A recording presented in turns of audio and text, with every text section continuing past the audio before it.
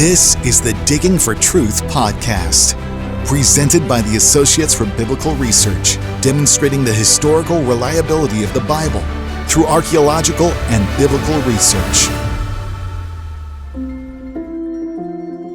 It's the Christmas season, and for most of us, that always seems to be extra busy. But we wanted to take some time and talk about some of the real reasons for the season, the history and the archaeology that's related to the Christmas narrative. And speaking of busy, Henry's been working on his PhD, and his semester's coming to an end, and he couldn't make it to our recording today, so I'll be filling in for him. But you don't need to worry, because we've got two excellent guests with us from the Associates for Biblical Research, Bryan Windle and Tommy Chamberlin. Guys, thanks for joining us today. Thanks so much for having us. Good to be here. Bryan, you of course have been on a number of times, but Tommy, I think this might be your first time, so if you wouldn't mind, could you tell us a little bit about what you do with ABR? I am a square supervisor on the Tel Shiloh excavation. Okay. I'm also technically the vice president of our board of directors, but I almost never put that on the... Okay. No. So. And what about the museum stuff? Like, are you the manager of ABR's or the partnership with Pike University or? Well, probably the best way to say it is I have worked with ABR to expand and create museum displays for ABR and for my local community. Okay. And I offer presentations on archaeology where I actually bring a small museum-style display actually to a church or school.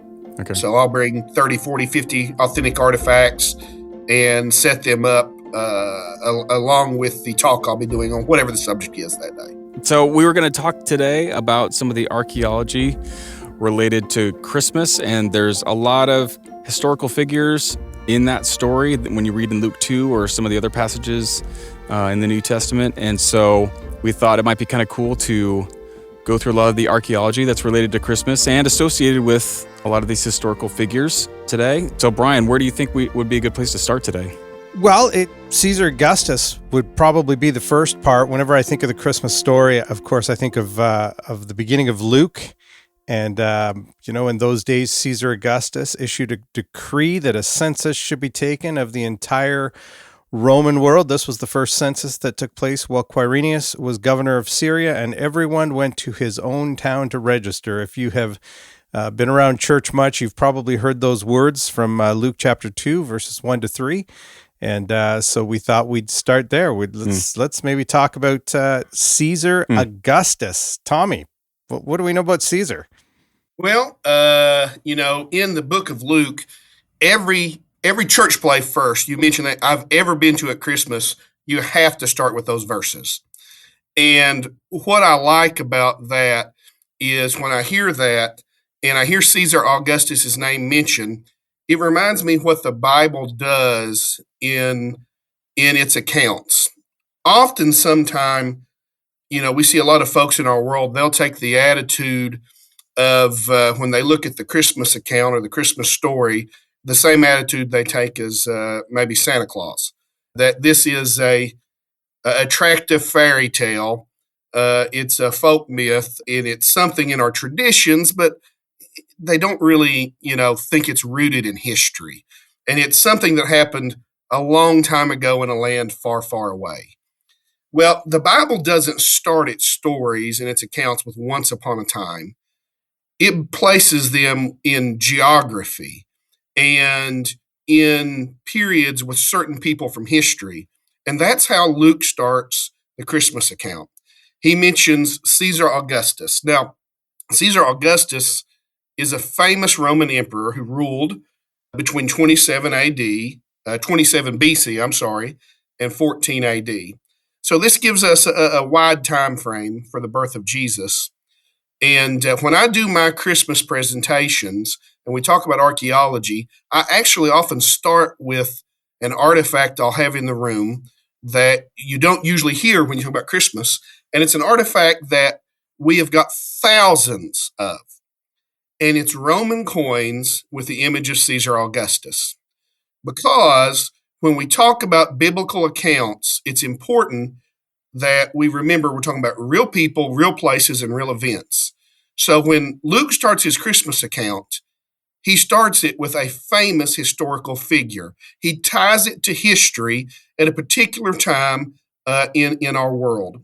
And so what we find is when we think about Caesar Augustus is what you just mentioned, the census. So, the question we might want to ask is there any evidence at all that this Caesar ever did census records? Okay, did he ever do this? And so there's a really good recording called the Acts or Achievements of Caesar Augustus. Now, it's an inscription that's kind of his autobiography. And he ordered it to be left behind and placed on 2 bronze pillars in front of his mausoleum in Rome. But we don't have those, unfortunately. But we do have 4 copies from different locations. Now, here's what's fascinating to me, is in his autobiography, Caesar Augustus mentions on at least 3 occasions about taking a census of his empire. One specifically in the year 8 BC, in which over 4 million Romans were listed. Now, why I think this is so interesting is because we then see the account in Luke. And Luke is recording Caesar taking the census. We look at history. We see Augustus taking 3 censuses. And so, do these things match? Is there verisimilitude here? And the answer, very simply, is yes. What we find is that history and the biblical account seem to kind of match up here. They work well together. And so when we think about Caesar Augustus, for me, what I always like to think of is how it grounds us in history during this period, and not a land far away and a long time ago, something important happened that we can't tie to anything. No, Luke tells us it happened at a particular time. It's during the reign of this particular Caesar. And what we find from recorded history is Caesar Augustus himself recording accounts of the same type of activity that the book of Luke records for him. Yeah. You mentioned there were 3 censuses. One was in 8 BC. Do we know the kind of the time frames of the other censuses that were taken? We do. Bryan, do you recall those off the top of your head? I don't have the information. I know we have those. One I know is later, but I don't remember both of them. Yeah, one is in 14 AD. He did one, and then he did one even prior to that. He took another census in 28 BC. So we have 28 BC, 8 BC, and 14 AD are the 3 censuses that he did. But he also did another thing that's really interesting. In 2 BC, he did this. He mentions that there was this incident where he had all of the people, the entire Roman people, gave him the title "Father of my country," and there seems to have been this event that was significant enough for Caesar Augustus to record it in his autobiography. And what's really interesting is Josephus mentions that there were 6,000 Pharisees, Jewish Pharisees, who refused to call Caesar father, to swear fealty to him, so to speak. And so that has caused scholars to wonder whether there was some sort of a registration that took place at that time that allowed Josephus to know the exact figure of 6,000 people who refused to sign up for this. And so some have suggested it could be a census. The word could also be, in the Greek from the biblical text, just simply be translated as registration. And so some scholars point to that event in 2 BC as maybe the event that that Luke is referring to. Interesting. And that's interesting. I know we'll talk about it later, but when we talk about the dates when Jesus was born, that's a particularly interesting date, and we'll talk about that in a little bit, I think. December 25, 0000. That was the date, right? We'll talk about that. Well, not exactly. Okay. In Not the ballpark. exactly. One of the things I love about Caesar Augustus is he plays this pivotal role in the birth narratives of Jesus, and he with his decree for this registration or census, really helped fulfill a prophecy that was written 600 years earlier by the prophet Micah, that Jesus would be born in Bethlehem of Judea. And so unbeknownst to him as the ruler of the entire Roman world at that time, he issues this decree and his help ushering this prophecy into fulfillment. And it's just a reminder to me that it's God is ultimately in sovereign control over everything that's happening. And so just a really neat thing when you consider it from that perspective. Mm-hmm. Yeah, it's to me, for what you said there, what it interests to me, it's as if Luke is giving us the king of the world from man's view, and then he will introduce us to the true king in just a few verses, mm-hmm. and what that contrast is and how important it is. Mm-hmm. So that was Caesar Augustus. That was, if you're reading the birth account of Jesus in Luke, Caesar Augustus is mentioned in verse 1, but then if you go to verse 2, it talks about that this was the first census that was taking place while Quirinius was governor of Syria. So Quirinius, another historical figure, what do we know about him? Well, we know quite a lot about him. Quirinius is very, very well-known Roman official. He lived about 51 BC to 21 AD. He is mentioned by just about a who's who of the famous writers from the early period: Josephus, Suetonius, Pliny the Elder, Cassius Dio, Tacitus, Strabo, even Caesar Augustus himself. I mean, they all wrote about Quirinius. So we know who he was in terms of the fact that he was a Roman official, and we know that he held a number of different roles in the Roman Empire. He was a senator, a duumvir, a consul, a legate, these different levels of officialness while he was there.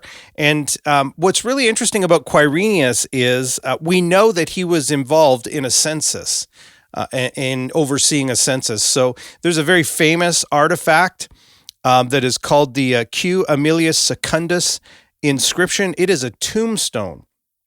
And on that tombstone, the person who died, named Q. Aemilius Secundus, notes that he was commissioned to take this census on behalf of Quirinius, who was the governor of Syria.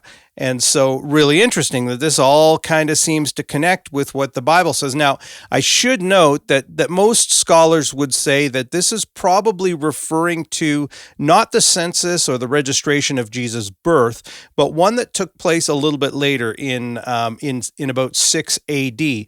And by the way, Luke knows about that one. He mentions that census in Acts 5, verse 37, which may be why, if you read the Lucan account, he says this was the first census when Quirinius was governor of Syria, emphasizing that maybe it was different than the earlier one. And so people have tried to give a bunch of different solutions to try and pinpoint this census that Quirinius oversaw. Some people suggest, and the fact that we know that he oversaw a later census in 6 AD. Did he oversee one in 2-3 BC or just before that? People have tried to offer different solutions. One proposed solution is that maybe he was the governor of Syria twice. And we know that was possible because there's another tombstone that was discovered in Italy, and its owner is said to have been twice legate of Caesar Augustus in Syria. So the problem is we don't know the person of the name because that part of the inscription is missing. Some have suggested maybe this is Quirinius's tombstone. We don't know that. That would be overstating the evidence. What we can state pretty definitively is that someone could twice serve as legate of Syria, because we have evidence that whoever this tombstone was from did just that. So maybe he was governor twice. Others suggest maybe Josephus got his dating wrong, which is where we get the 6 AD date of the census primarily.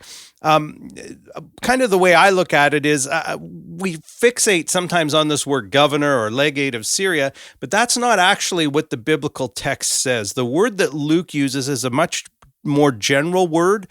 In the Greek, it just means he was governing. He was governing in some manner. He had some official role. And given that we know that Quirinius held at least 4 different official roles in the Roman Empire, any one of those could satisfy what Luke is saying here. And so when I look at this, rather than trying to zone in on which census was it, I tend to take a step back and do very similar to what Tommy did with Caesar Augustus and issuing census orders. I step back and I go, what do we know about what the Bible is telling us about Quirinius? That he's an important official, that he was governing in Syria at some point in some role, and that he oversaw a census.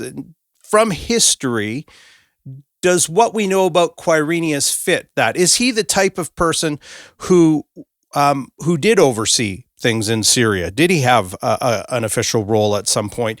Is he the type of person that Caesar Augustus would entrust with this massive undertaking of overseeing a census, either of the entire Roman world or a census of one particular area that we're talking about? And the answer to those questions, when you kind of just take a step back and in a general sense answer it, is yes.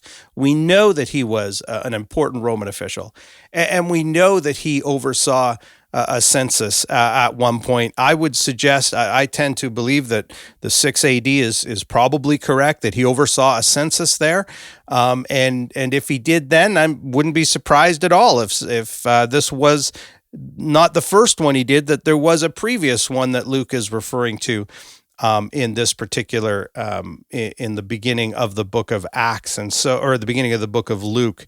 And so I just think when we step back and we look at it, we see that the Quirinius of history is the same Quirinius we get just a brief glimpse of in the Gospel of Luke in the Christmas account.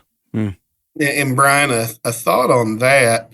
When you talk about that, what I thought of is I heard a scholar discuss once what we have from ancient history as rags and tatters. And we often have the perspective that we know so much. And in reality, we have very little information. Depending which scholar you hear, 5, maybe 10% of archaeological work in the area has been done. There's so much we don't know. So when you have examples like you just gave of Quirinius, that the limited information we do have yet matches and seems to suggest what we read in Luke to be accurate and feasible, to me is just, very interesting, and if not short of amazing, with what the little bit of information we do have.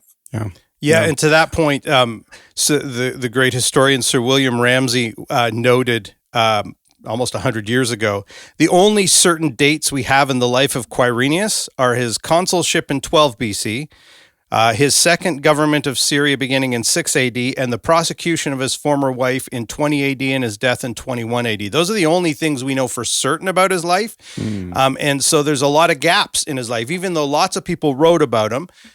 Relatively speaking, from history, we don't have a complete biography of him like we would like, and like we in the modern world expect. We're just getting bits and pieces from history, but those bits and pieces we have do align with what Scripture says. Well, so Quirinius was a historical figure. We have evidence for him, but a minor historical figure, if you want to call him that, from the perspective of Bible characters in the Christmas narrative. But the next person on that we're going to talk about is more of a major figure. I mean, Herod the Great. I mean, he actually has the Great in his name. He built stuff. I know he's really famous. So what are some of the things that we know about him? Herod the Great is one of my favorite people to talk about when we talk about the Christmas story. And it's for one simple reason. If you're going to have a good story, you've got to have a good villain, or dare I say a bad villain, all right? And what we know about Herod is he's not a good guy. I mean, he's a rather rough individual. And when I think about him and how I would talk about him with the Christmas story, I actually think about my day job and my profession. I'm a lawyer by trade. Hmm. And in court, in a trial, sometimes we may talk about character evidence, evidence that talks about what a person's character is, behaviors, things they are known to do, and whether or not that character is consistent with maybe what they're being accused of, or on the other hand, not consistent. And so when we look at Herod the Great and we look at what we know from secular history, what we find is the description of his activity in the book of Matthew seems very, very consistent to me. And when we talk about the massacre of the innocents, and we're going to get to that in a minute, but what I want to talk about first is how he treated his family. And I think that's a pretty good indicator for the vast majority of people in history of what their character is how they treat those closest to them. Well, let's take a look at just a few of his family members. His brother-in-law, Aristobulus, who I believe was the 18-year-old high priest at the time, he had him drowned because he thought the Romans would favor this popular young fellow over him to rule. Now, Herod really had a hard time with anybody he saw as a threat to his rule. And, that's how he would treat his family members. We have numerous other examples. His mother-in-law, he had her executed. And interesting to me, his second wife, Mariamne, his beloved, he had her executed. 3 of his sons, Alexander, Aristobulus, and Antipater, also were killed. And I always like to talk about Antipater because he was to be the next on the throne, and that didn't quite work out for him. I believe Josephus lists that Herod had him executed, I think it was 5 days before Herod himself would die. And there's a real famous quote from history about Herod's behavior towards his sons, towards his family, and that was from Caesar, who said that it was better to be Herod's pig than his son. So I think that says a bit about the man.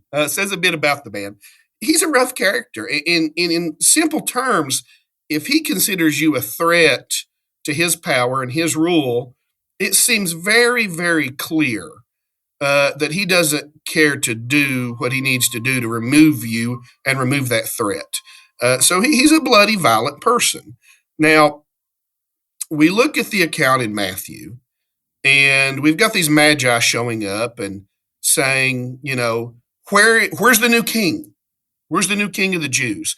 And it's very clear that they're not talking about some new son of Herod's, because he's already got a bunch of boys. A new one's not going to be king or in line of the throne anyways, because he's way down the line. And everybody is very clear what they're talking about, because he immediately equates this with Messiah.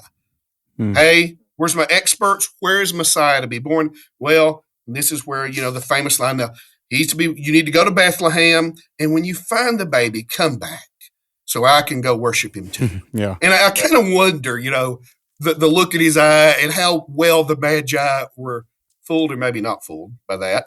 And so, we have this account, and of course what happens, we know the Magi are warned and they go back to their land by another way. And at some point, Herod realizes he's been had.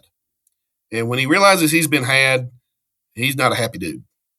And so he rounds up all the children in and around Bethlehem, 2 years and under, and has them killed. Now, one thing I think is interesting is I've always wondered, we think of Herod sitting in Jerusalem. Personally, I've wondered if he's at his palace in Herodium.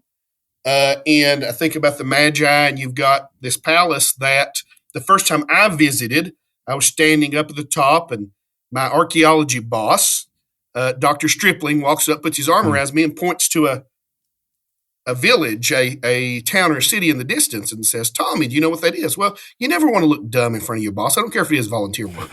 And I didn't know. I said, "Dr. Stripling, I have no idea." He said, "Well, you might have heard of it. It's a little place called Bethlehem." Oh, wow. And suddenly, for me, the whole account of the Magi being warned and basically having to sneak away from Bethlehem comes to life. Because whether Herod's there or not, there's watchers on the wall at Herodium that can see Bethlehem. Now, and so it's so interesting. Now, so we think about his character and we think about what's happening and rounding up all of these children. And we get a lot of scholars who take an account of where they say, well, this slaughter of the innocents is just not history. This didn't happen. And the way we know that is no other scholar mentioned, no other ancient writer mentions this. And so we know it's just Matthew beefing up the birth of Jesus, and we know Herod's a bad guy. And so you listen to that and you think, no, hang on, let's examine this. So first, we've talked about the character evidence of Herod. This fits right in with this kind of guy, okay? So the character evidence seems to fit, but is there anything else we should consider? Well, yes. When we think about Bethlehem, and there's been limited archaeological work, but there has been some, and some scholars like William Albright, they estimate Bethlehem at the time of Jesus is only about 300 people.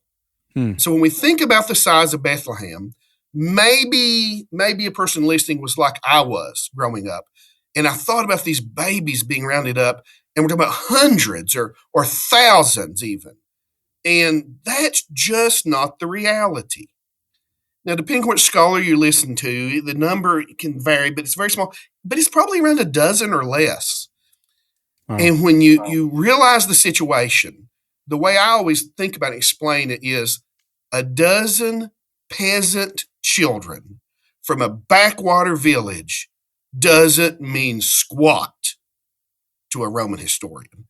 These are non-important, non-elite, non-well-known. This is a non-event in their world. And when you know about the cruelty and even how a Roman society might treat children once a family's had enough children to secure the inheritance, what might happen to those that come along later, it's not surprising to me. So when you have all the facts that we're talking about a small handful of children, and we're talking about that they're just not important.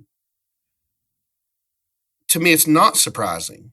It almost makes sense that no other writer, except maybe a Christian writer, would care enough about these children to record this event. But when we talk about Herod, that's the big one I love to talk about, is the great villain of the story. But one other thing we do need to mention is he also helps us with the date, because Herod's mentioned being alive at the time of the birth of Jesus. And so it gets us to a situation where it helps us narrow down a little bit. With Caesar Augustus, we had about a 4-decade reign. Well, with Herod, we know it's near the end of Herod's time, and most scholars would date the death of Herod around 4 BC. Historically, that's when they would say, and that was based on information out of Josephus. A couple decades ago, a guy named David Bayer, doing some work on the manuscripts of Josephus, discovered a typesetting error. I believe it was in 1544, and that error had never been corrected, and that error actually has to do with the information we use to date the death of Herod the Great. And when you look at the manuscripts that are older, it actually seems to change the inference that maybe it wasn't 4 BC, but it was 1 BC. Now, there's a lot of scholars now that they are on the boat of, you know what, I think Herod died in 1 BC. I'm actually a 1 BC guy myself, but we don't want to be dogmatic about it. There's a lot of evidence still to go through. But when we talk about the birth of Jesus, it becomes plausible that if Herod died in 1 BC, it could be a later date. So generally, when we're talking about when Jesus was born, you're going to get somewhere between 8 to 6 BC, maybe a little later, if Herod died in 4, or 3 to 1 BC with Herod dying in 1. Now, I'm a 1 BC guy, as I said. Not want to be careful. It's just, to me, it's interesting. A lot of the early church fathers did seem to suggest Jesus was born somewhere around the years 2 or 3 BC. Now, I'm like, Bryan, we got to be careful. We don't want to get into Jesus was born on this day and this month. we just don't have the evidence for that. But what we do have is evidence when we look at all this in totality, we find that history outside the Bible, once again, complements what we see in the text, and these things work very well together. Yeah, and I think about it this way, right? We're going back in history over 2 millennia, and we've got it narrowed down to a window of, 5 or 6 years. Like, to me, that's pretty good historically. And I know some people in our world, we love absolute dates, and we want to know the exact day and the exact year and the exact minute sometimes. We don't have that from history very often because history used relative dating most often. And part of the issue with the date of Herod's death has to do with the relative dating of when his sons dated their reigns beginning, which seems to be before Herod the Great died. They kind of predated them, and there was this bit of a crossover period. And so, to me, I'm like Tommy, right? I don't want to overstate the evidence.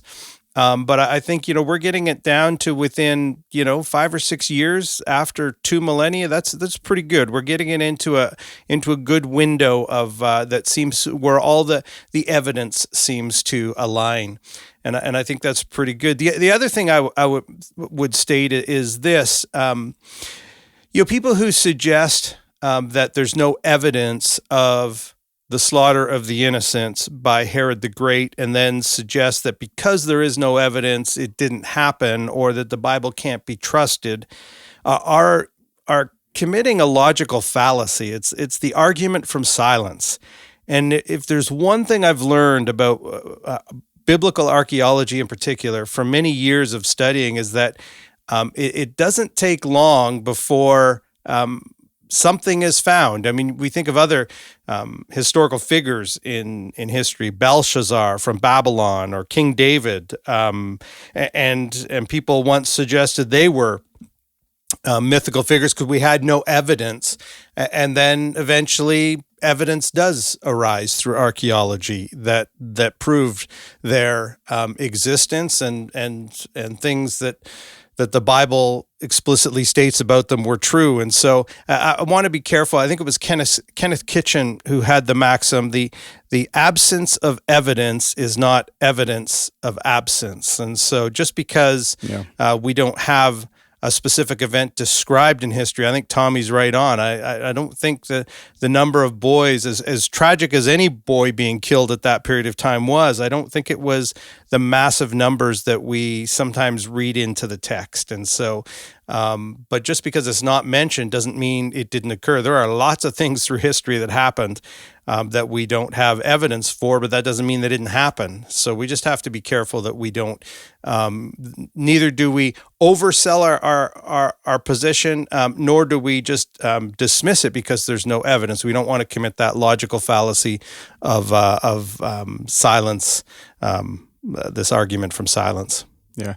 Well, I'd love to talk about Herod the Great some more. We should probably do another show on it entirely sometime because he's a interesting figure. The little bit that I know about him, he was kind of like the Bill Gates of his day. He was super rich and interesting stuff, but we should probably move on with that's not related to the Christmas story, so we'll keep it to the Christmas story. But I guess the next kind of people that would be in line in this story would be Joseph and Mary, Jesus' parents. So is there anything that, other than the narrative in the Bible, that we know that kind of correlates with Jesus' parents? Yeah, I think there is. So, for example, first of all, unlike the people we've discussed so far who have been important officials, Mary and Joseph were peasants. And so I'm not surprised that we don't have evidence of them. But the Bible says that when Caesar Augustus commissioned this census that was overseen by Quirinius, it says that Mary and Joseph went to Bethlehem because everyone was on his way to register for his census, each to his own city, and because Joseph was of the house and the line of David and had some roots in Bethlehem, he went back to Bethlehem. Now, some historians have noted that during these regular times of a census, people were not required to go back to their ancestral homes to register for the census. And that is true. It doesn't appear that that was a regular thing where everybody in the Roman Empire went back. But there is a really interesting document from history called Papyrus 904. It is a census edict from the Roman governor of Egypt, and it does require people to return home for the upcoming census under a very specific condition, which is really interesting. So this is Egypt was a Roman province at this time. This is about 100 years after the birth of Jesus. So we're still kind of in that early Roman period. And this papyrus is in the British Museum, Papyrus 904. This is what it reads. It says, Gaius Vibius Maximus, prefect of Egypt, says, seeing that the time has come for the house-to-house census, it is necessary to compel those who for any cause whatsoever are residing outside their home districts to return to their own homes, that they may carry out the regular order of the census, and get this, that they may also diligently attend diligently to the cultivation of their allotments or their properties.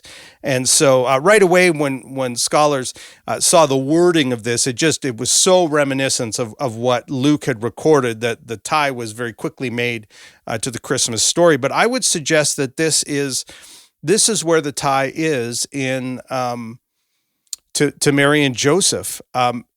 Papyrus 904 demonstrates that people did have to return to their home districts if they owned property there. And so it's been suggested, even though it's not in the biblical text, it has been suggested that the reason that Joseph and Mary went to Bethlehem was because Joseph owned property in Bethlehem and had to make his trek there from Nazareth to register for the upcoming census in the hometown. Now, we're looking at the census edict, and we're looking at these bare details that are given in the Bible. And if that scenario is correct, it all does seem to fit. And it would make sense that if Joseph was originally from Bethlehem, he might still own some property there. And so when the census came, he had to go back there because that's where his land holdings were to register for the census or the registration or whatever it was that was taken. And so even though we don't have specific mentions of them per se, Mary and Joseph, from that are contemporaneous with the birth of Christ, what we do have is this edict which is within the time frame, which seems to fit a scenario that would match the details that we have in the biblical text. Yeah. So he would have had property in Bethlehem. Now I know there's the famous Church of the Nativity that's there. Is that over? Do we think that's over the spot of where Jesus was born? Would that have been Joseph's house? Like, how does that kind of all tie together? Well, it's really interesting. The Church of the Nativity is a very old structure, and it has an ancient history. And it's a long historical trail that's been documented. The earliest written references we have to the location of Jesus' birth outside of the Bible come from Justin Martyr in 150 A.D. and Origen in about 250 A.D., both of whom state that Jesus was born in a cave near Bethlehem. Now, cave is really interesting because when we read the biblical text, one of the things that we think about is we think of a shed, a barn, right? How many of us have nativity scenes? That's this little barn, and there's this little wooden feed trough there, and that's what we think of. I think the typical churchgoer in North America, when they read the Christmas story told every year, what comes to their mind is this idea of Mary and Joseph arriving late at night to the local Motel 6, and some cranky innkeeper tells them that there's no vacancy left and sticks them in the barn out back with the sheep, and Jesus is born in this wooden trough. Yeah. But when you actually, that's a very Western reading of the text. What would be a better reading? First of all, the word the Bible uses for inn, there was no room at the inn, is not the word that's typically translated a motel. The word, and a lot of newer translations are translating it this way, the word there is the same word that is used at the end of Luke's gospel where he talks about the upper room. That word means upper room. And so the idea we have is of a first century house. Sometimes first century houses were built against, they would use the landscape there, and so could very well have been built against a cave, a couple-story structure built against a cave, because we have all of these not wooden, but stone feeding troughs, these stone mangers that we have found all over the southern Levant from the ancient times, where that's where animals fed. Maybe they had wooden ones too, but the ones that have survived, the ones we know best about, are stone ones, and often they are found within domestic structures. It seems that houses had a stable room on the ground floor where they would keep maybe the fatted calf or the new lambs or a sick animal from the flock. They would keep within their house for protection in this little stable room. And so kind of putting this all together, and I don't think we're stretching the evidence. It's just one possibility here that Joseph and Mary arrive back in Bethlehem, and they go to perhaps Joseph's ancestral home. And when they get there, other family members who also owned land in the area have come there, and they have the guest room, the upper room already. And so they put Mary and Joseph in the stable room, which may have been very well in a cave that was, incorporated into this domestic structure. And so that changes the story a little bit. First of all, that would be a very Eastern reading of the story. You wonder how in the world did the shepherds, for example, how would they know where to find a baby that had been born? Well, in the Eastern world, the birth of a child is a big celebratory thing. And if this was in Joseph's family home that Jesus was born, I can imagine the celebration was great that night. And so that seems to match. And then we come to the Church of the Nativity, and it does seem that there are caves below the Church of the Nativity. The excavations that have been done there were conducted in 1949-50 by a man named Baghetti, and they did discover first century caves under the Church of the Nativity. And so it's really interesting. And then there were excavations there in 2014, 2015, just outside, which demonstrated that there was first century occupation. They sunk this shaft down and came across the remains, lots of pottery remains and whatnot from a first century village there. And so it does seem to be that at that particular spot, there's evidence of first century occupation, evidence of a cave, which matches the written testimony that's very old, identifying Bethlehem as the birthplace of Jesus. And again, it just all seems to fit together, what we know of from history and what we can see with just these few details we have in the Bible. They just align. Yes, particularly for me, it was his comment about the celebration that night. When you understand what the text is actually inferring here, I think about how we celebrate Christmas, and we tend to make Christmas a big family celebration, and yet we tell a story of isolation. Is what we tell. But I think when you understand what the text is saying and understand the Greek, I think that baby Jesus is born into a situation where there's family, extended family around, and you've got all those folks up in the guest room, the Cataluma, and sometimes preference is given in that culture to senior folks. Elders would probably have that preference, and I think of myself as a kid, we would pile 30 of us into my grandmother's home that had 2 tiny bedrooms. Who gets the beds? Well, it's the elders. The younger people slept on the floor. Yeah. But when that baby shows up, in my thought is in that culture, what's going to happen? And I see those elders, those seniors, those folks, they're coming down to see the baby. It is Brad said it. I think it was a time of celebration, and I think when we understand that, I think it helps us understand, God desires us to be around family. And the way I always think of it is, so for most of us, maybe we have biological family, but if we don't, he gives us one, and that's our church. Yeah, that's something we don't think about. It's Mary and Joseph by themselves in this rustic-looking stable. It's not, oh, they're going home. There were other people probably in his family that had to go for the census, and they would have gone to even if they was just in town, like his family was from there, they would have known people. All family would have big families, 10 kids maybe. We have small families today. So, yeah, that's something we don't normally think about when it comes to the Jesus story with just the small little characters that are in the nativity sets. But some of those other characters that we do see in the nativity sets are shepherds, the wise men. Yeah. Well, to me, just as a note, when it comes to the shepherds, I think it's fascinating, that we see the angels make this announcement to the small guys. It's not the big shots. We've talked about some big shots today, and it's not the big shots that get the big message. It's the little guy, and to me, that's I love that, and that's fascinating. But let's talk about archaeology and the shepherds. Well, these guys are moving around a lot with their sheep, and it would be a tough order, I think, to find a lot of archaeological evidence of shepherds.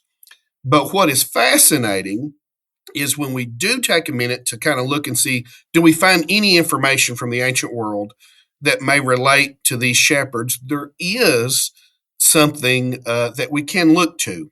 Now, just north of Bethlehem is a location called Migdal Eder, and this means the Tower of the Flock. And it is a place where certain shepherds would graze special flocks of sheep that were meant for sacrifice at the temple. Migdal Eder is mentioned in the book of Micah in the Old Testament, chapter 4, verse 8. But there's a really good quote from Alfred Edersheim in his book, The Life and Times of Jesus the Messiah. And I'm going to quote part of that in explaining his thoughts on this location. This Migdal Eder was not the watchtower for the ordinary flocks which pastured on the barren sheep ground beyond Bethlehem, but lay close to the town on the road to Jerusalem. A passage in the Mishnah leads to the conclusion that the flocks, which were pastured there, were destined for temple sacrifices, and accordingly that the shepherds who watched over them were not ordinary shepherds. This same Mishnaic passage also leads us to infer that these flocks lay out all the year round, since they were spoken of as in the fields 30 days before Passover. That is, in the month of February, when in Palestine, that's Israel, the average rainfall is nearly greatest. Okay, so we got some interesting information here. Now, if you're unfamiliar with the Mishnah, this is an ancient Jewish writing, and they are not trying to illuminate the birth of Jesus when they're giving us this information. They're not pro the Jesus movement, we'll say. No. And so they're just giving us some facts. And what's fascinating is that, one, it's talking about shepherds outside of Bethlehem, between Jerusalem and Bethlehem. And if I remember correctly, that's about 6 miles. So it's really not this massive distance we might imagine. But so it's a short distance, but it's in this space that we will find shepherds. And what is fascinating to me in the region here, in this Migdal area, we're finding that there are shepherds who are caring for Passover lambs. Now, the symbolism of Passover lambs being in the Bethlehem area where Jesus is born is just amazing. And of course, the biblical text tells us, calls Jesus the final Passover lamb. Yeah. So, I love the symbolism here.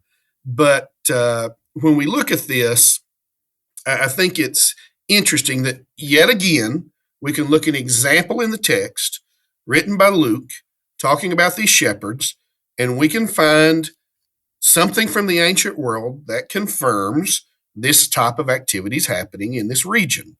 Again, we find verisimilitude, especially in an area where it'd be near impossible, I think, to find evidence of shepherds doing their thing from an archaeological perspective. They're not generally building big buildings, leaving foundations behind, and lots of material culture we can dig up. But we find in this ancient writing a reference to these guys who maybe we don't know, and we want to be careful what we assume. But it would be fascinating if it was those shepherds dealing with Passover lambs that the angels appeared to that night. Yeah. There's another account in Matthew about some other guys that would come visit too. Did they come to the manger? The Magi? Yeah, I know. I just set up our nativity scene on Sunday. We wait till December 1st in our house, and then on December 1st we decorate our house, and we set up our nativity scene with the manger. And yes, we do have some wise men in the text. They're called Magi. We do have Magi in our nativity set. But when you read the Bible, the Magi were not there the night that Jesus was born. The word that's used seems to be imply a different, that Jesus was a little older. He's said to be in a house, although I guess if Jesus was born in a house, as we proposed earlier, that would match too. But the thing that I find interesting about the Magi is that we really only know three things about them. We know they were from the East. This is all in the Gospel of Matthew, chapter 2. We know they were from the East. We know they came to pay homage to the new king after seeing a star. And we know they brought gifts of gold, frankincense, and myrrh. And the question has been, I mean, these are really enigmatic people. We sing the song, "We Three Kings of Orient Are." Were they kings?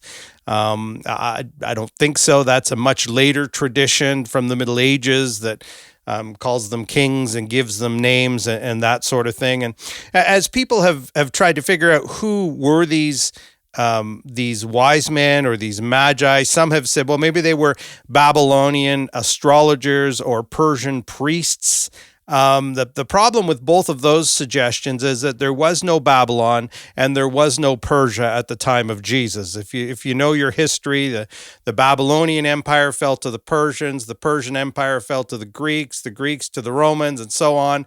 In fact, at the time of Jesus' birth, the people ruling in that area were actually the Parthians. And so I guess it is possible that there was a Magi from the courts, a wise man from the courts of the Parthian king at that time who sent Magi. But one of the candidates that I like to talk about, because they don't seem to get a lot of press, are the Nabateans. I wonder whether the wise men were Nabatean wise men. And I think for a couple of reasons. First of all, their territory is to the east, so it would satisfy that particular criteria. There was long-standing ties between Herod the Great and Nabatea. In fact, Herod's mother was Nabatean. He, as a boy, Herod the Great himself, might have actually spent time in Nabatea growing up.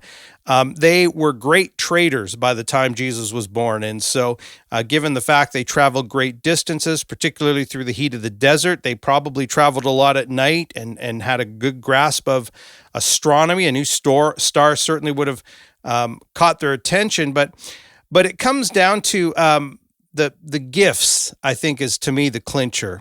Gold, frankincense, and myrrh. Now, some people wonder why those three gifts. And I know we sing in We Three Kings, they're all given symbolic meanings, but the reality is they were three standard gifts that you would give a king who was born. And so we have these three gifts. Gold.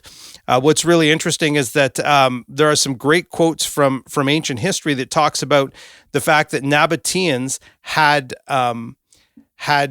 their own gold mines within their territory, and so they had gold in their territory.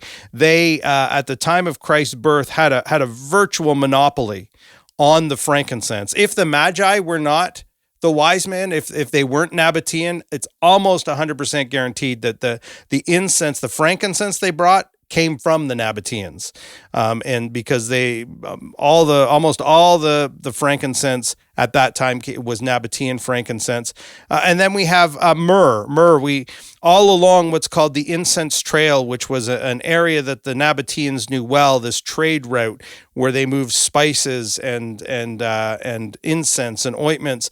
They have discovered these alabaster beehive jars, and we know those are the things from testing and such that would have carried myrrh. And so we have the three things all with ties to Nabateans. And so first, I want to be clear, I'm not the first person who has suggested this. People have suggested this before me, but I think it's interesting that we have we have a group of people who seem to match all the criteria, and have brought these gifts to honor the newborn king. And so we don't know who they were for sure. We don't want to overstate our case, but I like to think maybe we should give a little more consideration to the Nabateans being these wise men. The reality is that the word Magi that's used in the Bible is used in a number of ways through history.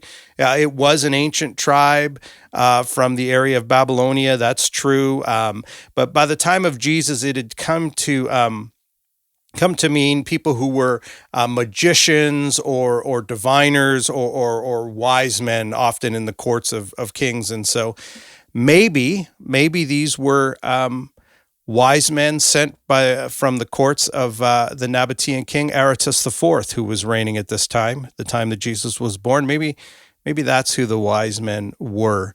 Again, if we step back, we go, you know what? Gold, frankincense, myrrh are all things known from the ancient world. They're all things that we know that people would give as gifts to kings and to gods even. We have descriptions of those being among the gifts that are given to gods when they dedicate a temple.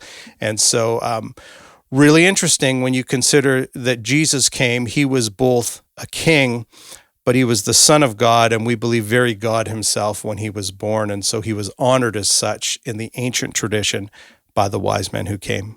Yeah. And just, I guess real quickly, the Nabateans isn't there some, structures and archaeological evidence of their existence? Like they were a pretty well-known people group at the time, right? Well, yeah, if you've seen the movie Indiana Jones, you have seen that great rock cut. It's called the Treasury. We don't really know what that structure was. I think probably the prevailing theory right now is that it was actually the mausoleum for King Augustus IV when he died. But there are a whole bunch of, that's just the most famous part of the ancient city that is there in that area. But yeah. I mean, we have coins, lots of coins from that depict King Augustus. So yeah, the Nabateans controlled a very large portion of land that was east of Jerusalem and even down into the Sinai region. And so it's pretty interesting because some of the early church fathers suggest that was the region where the wise men came from, and the region they point to happens to be the region that the Nabateans controlled. Well, I was hoping I got to talk about Indiana Jones, but Brian beat me to it. Sorry. I should have set you up with that. Yeah, sorry. But he's right. When we think about the Nabateans, anyone who has, if they're not familiar with Petra, and they are familiar with the Indiana Jones movies, you get that awesome scene where they go through the little tight canyon way down. It opens up. That's Petra, and that's the Nabateans for somebody who's unfamiliar with their society and culture. So I know that that kind of covers most of the Christmas story, but is there anything else that kind of exists that might also be associated with this time of Jesus, his early from birth to when he was still a kid that we know about from history? I know we've got kind of a lot of his later stuff from crucifixion and that kind of era, but is there anything else from kind of his earlier life that exists? I don't know. I'm just wondering. The only other thing that comes to mind is, the Bible talks about how after the slaughter of the innocents, or around that time, Joseph was warned in a dream, and he and Mary and Jesus went down to Egypt, and they stayed there until the death of Herod the Great. And then they come back, and they don't want to settle back in the Bethlehem area because that's the region controlled by Herod's son, Herod Archelaus. And if you do any historical research about him, he's not a nice fellow either. And so they land in Nazareth. And so Jesus grows up as a boy in Nazareth, and there has been some excavations under a convent there that have unearthed a house from the 1st century, and Dr. Ken Dark has been involved in this excavation, and And it's if you want to read a great book, he has a book out on Nazareth, and it's just a great read. It's part mystery and part archaeology, all wrapped in together in terms of how these excavations unfolded, and the fact that the sisters at the convent 100 years ago were doing their own excavations and recording things very diligently, and that what he's discovered is that there are some ancient writings from pilgrims in the first few hundred years after Jesus' birth, who, when they went to Nazareth, are described being shown a house that they were told was the house that Jesus grew up in.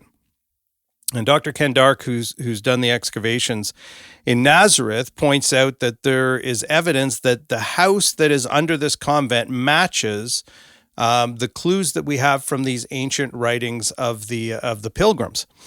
And so he concludes that this structure, which still actually has like a doorway remaining, an arched doorway, it's just amazing how it has been maintained, that this structure was venerated very early on as the childhood home of Jesus. Now, is it the childhood home of Jesus? We don't know. I don't know that you could ever know that for sure, but there does seem to be evidence that very early on this structure that is under this convent was venerated as the childhood home of Jesus. And so again, we just have a very ancient testimony linking Jesus' childhood to a specific region. And when we look at it, excavations have clearly shown that Nazareth was occupied in the first century. It was a very agrarian community there, and that there seems to be this structure that within the few hundred years became identified as the place where Jesus grew up. So again, just a little more archaeology that fits with what the Bible says, but you can't prove it definitively, but just another piece of the story that does seem to align with what we see in the Gospels about the birth of Jesus. Yeah, one thing I was thinking of as Bryan was going over the archaeological information was you can get on the internet where you can find a world of bad ideas. And one of those bad ideas is this idea from a group called Jesus Mythers that Jesus never existed. And one of the main arguments is because there was no Nazareth. They say there was no Nazareth in the first century. It didn't exist till later. And if the argument follows that if there is no Nazareth in the first century, how could you have a Jesus of Nazareth? Well, without rehashing all the evidence, Bryan laid it out very well. There's clear evidence that there is a Nazareth in the first century. And, if you look back several decades, we may not have all the information we have now, but it's very clear, like from this house and other work done, that Nazareth did exist, maybe a small village, which is exactly what the text describes in the first century. We find yet again, when we look at the text and we look at what it claims and we look at archaeology, we can find things where these things match and match well. And unfortunately, sometimes folks that will take a look at these bad ideas may not take a look at all the evidence, and I think that's a shame. But when we compare it, and then we look at this particular home, and the careful to say what it might have been, but the fact is it does show us occupation in the first century at the time of Jesus, and that's just great. So from start to finish, we've talked about Roman Caesars and governors and other rulers, and then some specific evidence about towns and locations and evidence that's consistent. What's kind of the takeaway for this story that, you started talking about, Tommy, like there's a lot of people who deny that Jesus ever existed, but when you kind of look at this whole picture, what's kind of the big takeaway that you have, Bryan? Well, I think to pick up on what Tommy introduced our podcast with, this idea that people, I think the prevailing thought in our society here in North America in the 21st century is that, it's a nice myth to celebrate at Christmas, that it doesn't have a lot of historical value, but it's much like the myth of Santa, and so there are that's what is in the mind of a lot of people. But when you actually do the research and you realize how much historical evidence there is that does touch, align with, affirm, illuminate the accounts of Jesus' birth in the Gospels, it is pretty amazing. And I guess for me, to me, it speaks to the fact that the Gospel accounts of Jesus' birth are authentically set within the first century world of Judea and Galilee, when you consider Nazareth, just as the Bible describes. When we look at the historical evidence, it just seems to affirm and illuminate the things that are in the biblical text. And I think that for me at Christmas, I'm not celebrating. First of all, in our family, this might be a horrific thought to some of our listeners, but in our family, we've never celebrated the Santa story. I remember our kids going next door. We were new to the neighborhood. We went next door, and my kids who were small at the time, my wife baked some cookies for the neighbors, and we went to the neighbors and gave them these cookies, and the lady said, "Oh, is Santa coming to your house?" And my kids said, "Nope." And she was taken aback, and she goes, well, why not? And my kids said, "Because there's no such thing as Santa." And she couldn't quite believe that we were raising our kids that way, but we wanted to raise them in the truth. And when we look at Scripture and when I look at the history of this, to me, it's just set in the real world. It's in a different category than the Santa myths and legends. This is the stuff of reality. There really was a baby born in Bethlehem who was named Jesus. He really was the Son of God. He is the Son of God, very God himself. At Christmas, we celebrate in the church what we call the incarnation, the fact that God became flesh, that he made his dwelling among us. And a writer like John would say, we beheld his glory, the glory as of the Father. So that's what we celebrate at Christmas. Yeah, that was good.